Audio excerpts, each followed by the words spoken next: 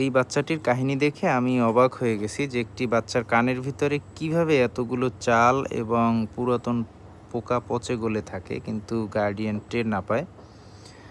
আজকে এই বাচ্চাটি আমার কাছে নিয়ে এসে বাচ্চার মা বাবার কমপ্লেন ছিল যে এই বাচ্চাটির কানের ভিতরে একটি চাল গেছে। পরে আমি লাইট মেরে দেখতে পেলাম যে একাধিক চাল রয়েছে। পরে আমরা একটি একটি করে প্রায় ১৩-১৪টির মতো চাল বের করলাম।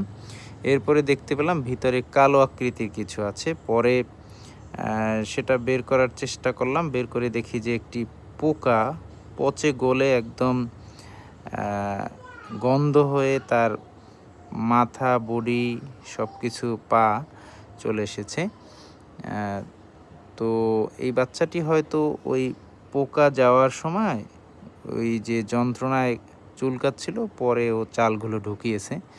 তখন সন্দেহ হলো যে অপর কান একটু দেখি। অপর কানেও সেইম অবস্থা। ওই কানের ভিতর থেকে আমরা অনেকগুলো চাল বের করেছি।